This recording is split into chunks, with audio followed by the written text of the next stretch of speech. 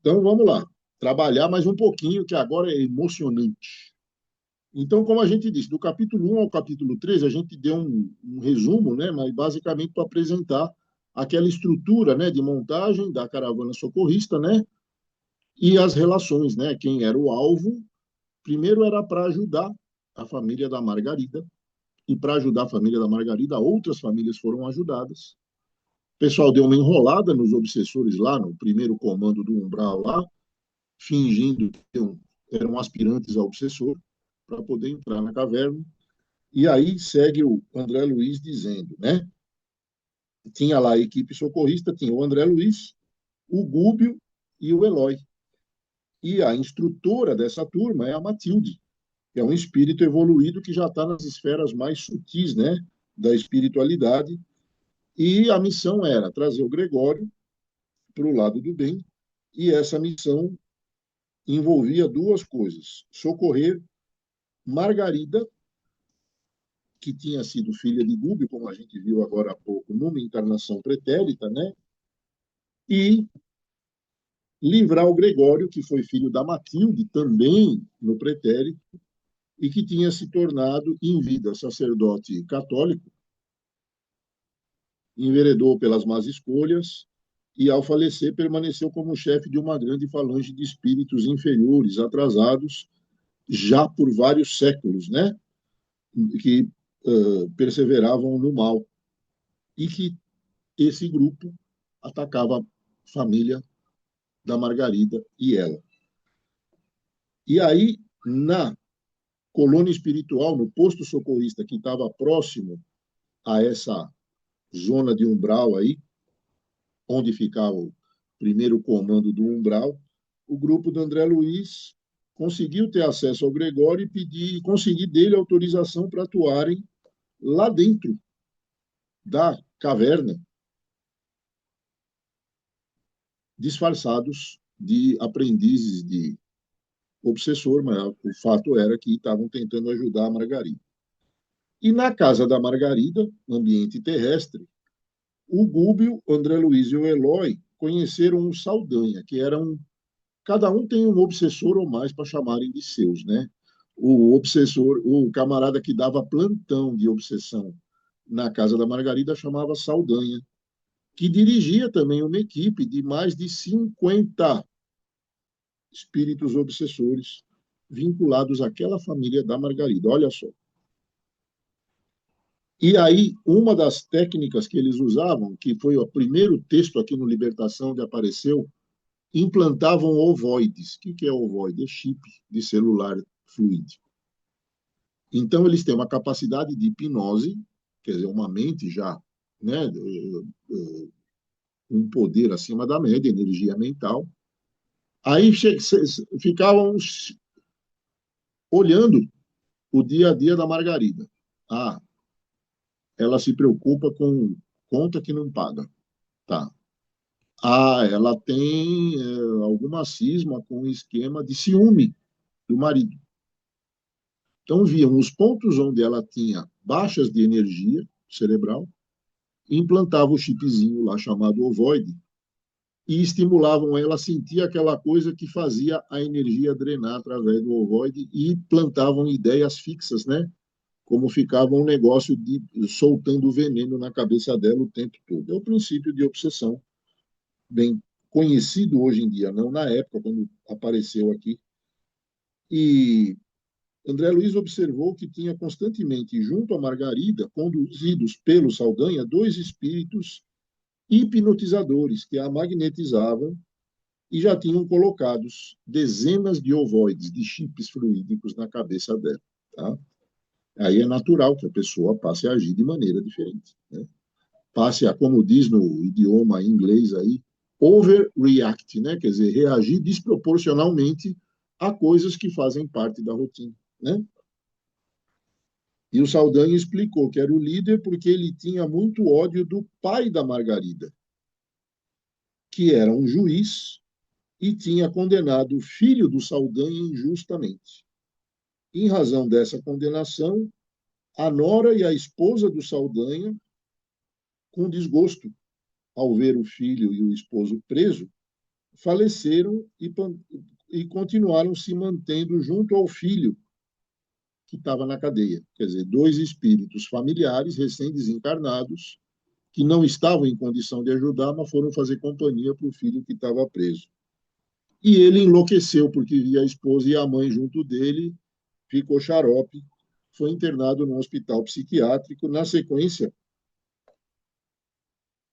o Saldanha, que era o pai do garoto, da moça e da esposa que faleceram, ele se juntou chegou a perseguir espiritualmente, né, o pai da Margarida, e o pai da Margarida, que era o juiz que tinha condenado o filho à cadeia injustamente, na opinião do Saldanha, por achar judiação, ficou uma filha do Saldanha sobrando e acolheu ela, que era a neta do Saldanha, no caso, e colocou ela como empregada doméstica. Antigamente, acho que muita gente já ouviu falar aquele negócio de filha de criação, entre aspas, né?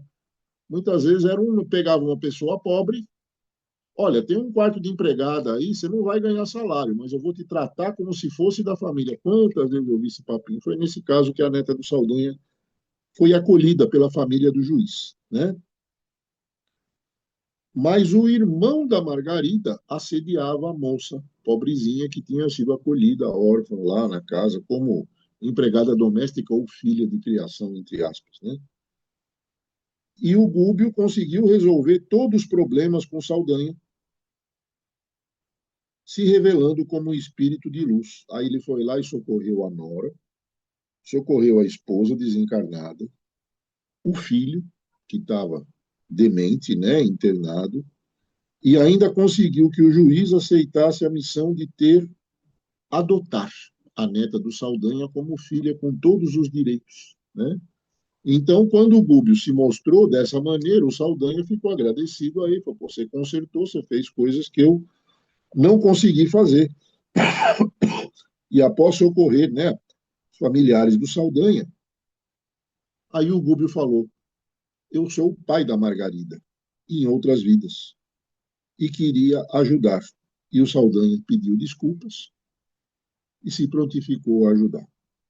E aí o Saldanha convenceu um dos hipnotizadores, chamado Leôncio, a se juntar a ele nessa ajuda ao Gúbio e à equipe que estava lá com ele a ajudar a Margarida.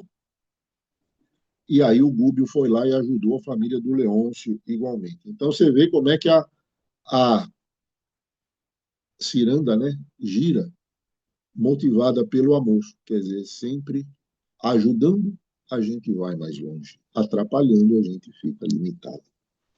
Aí, lá no capítulo 14, a equipe socorrista já estava na casa de Margarida. André Luiz passou a verificar o que ele via lá.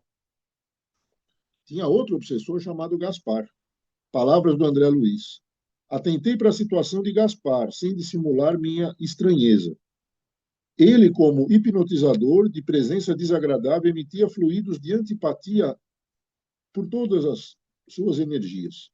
Seu olhar, como que sem brilho e vitrificado, era incapaz de nos fixar, dando ideia de uma alma paralisada pelo pensamento petrificado.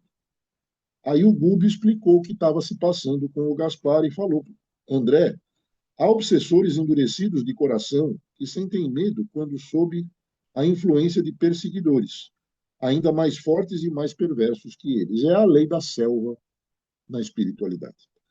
Inteligências das trevas absorvem certos centros perispirituais de entidades perversas e as utilizam como instrumentos de extensão do mal, que elegeram por sementeira na existência pós-túmulo. E Gaspar se encontra nessa situação, hipnotizado por mestres da desordem e anestesiado por raios entorpecentes que eles emanam em sua direção, perdeu temporariamente o discernimento e não consegue ver, ouvir, nem sentir com elevação. Isso seria, vamos dizer, um esquema de fascinação e subjugação de espírito para espírito, né? Está como que num pesadelo contínuo dentro do qual a destruição de Margarida lhe é uma ideia fixa. Além disso, Gúbio explicou que Gaspar Para reverter aquele quadro, precisaria de ajuda especial, de modo a receber magnetismo suficiente para restituir a saúde do corpo espiritual. E, nesse instante, Gabriel, o marido da Margarida, Margarida, Gabriel, todo mundo encarnado, né, sendo obsidiado por essa turma, entrou no quarto e, com o Gúbio com as mãos sobre a cabeça dele, o Gabriel, marido da Margarida, falou: por que você não procura, Margarida, um centro espírita? E o André Luiz estava trocando ideia com o Saldanha nesse tempo. E a Margarida falou: pô, marido, que boa ideia. Vamos sim, vou e nós vamos. E a partir daí apareceu uma ideia assimilada que antes já tinha passado, mas não teve senso de consequência, né? E aí, enquanto isso, André Luiz trocando ideia com o Saldanha, né, um obsessor ali, arrependido, e foi falando, né? Saldanha explicou que uma luta aberta com entidades inferiores que ainda estão ligadas vibracionalmente à Margarida poderia causar até a morte dela, tamanha quantidade de ovoides que ela já tinha implantado, né? Depois de certo tempo, Gúbio retornou e informou que à noite o casal iria a uma casa espírita onde Margarida e Gaspar receberiam cada um o devido tratamento fluido. Quer dizer, então, quando a gente vai na casa de caridade, está tudo combinado, a gente só precisa conduzir as pernas para chegar lá, a turma já está esperando a gente, né? À noite, Margarida, sempre com Gaspar, e os ovoides imantados em seu cérebro, foram até a casa de caridade. Saldanha despistou os outros seguidores, dando ordens diversas. André Luiz notou que no pequeno centro espírita havia 9 pessoas encarnadas e 21 desencarnadas. Olha só a proporção. 1 para 3. Então, cada um visível que a gente vê tem pelo menos mais 3 invisíveis na casa de caridade, né? E Gube, auxiliado por outro trabalhador da casa, conseguiu, através da projeção de energias magnéticas, extrair os ovoides que havia no cérebro de Margarida. Durante a sessão mediúnica, grande dose de energia magnética foi dirigida dos médiuns para Margarida, que foi encaminhada para uma comunicação através de um médium que já estava previamente preparado. Em virtude do contato com o médium, o choque energético despertou os sentidos de Gaspar, sendo possível uma conversa direta com ele. Então, foi aí, através Margarida e Gaspar, o marido, no centro, doação de energia magnética de médiuns encarnados e da espiritualidade, conseguiram destacar da energia que estava envolvendo ela o Gaspar obsessor, e quando o Gaspar obsessor incorporou, né, ou começou a ter a condição de falar, de se expressar através do fenômeno da incorporação, da psicofonia, ele viu que aquele corpo não era dele, que ele não tinha controle sobre aquele corpo, aí amansou, né? E aí, chegando já no capítulo 17, nessa hora que estavam lá tratando do Gaspar, espírito, começou a vir um barulhão da calçada externa ao centro, né? E era uma coisa organizada pelos outros obsessores, que sacaram o que estava acontecendo.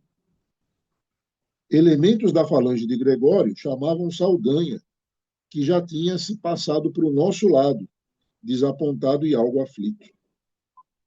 E a gritaria era assim: então o que houve aqui está traindo o comando, camarada?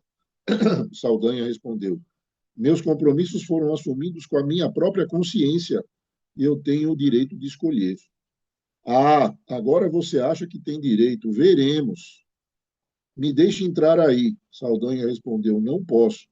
Essa casa agora segue outra direção, não mais a sua. Onde você está com a cabeça, rapaz? Saldanha respondeu: no lugar que ela deve estar. Você não tem medo, porventura, das consequências desse gesto? Gregório vai saber. Bom, e aí a turma foi contar para o Gregório. E aí eles já estavam tratando da Margarida, do Saldanha, e aí eles foram lá para a caverna, lá para o primeiro comando do Umbral. E lá chegando, primeiro que foi levar chumbo foi o Gúbio. E o Gregório falou para ele: miserável hipnotizador de servos ingênuos, onde se alinham tuas armas para o duelo desta hora? Não contente em me prejudicar os projetos mais íntimos num problema de ordem pessoal, aliciou numerosos colaboradores meus em nome de um mestre que não ofereceu aos que o acompanharam senão sarcasmo, martírio e crucificação. Olha como o obsessor se refere a Jesus.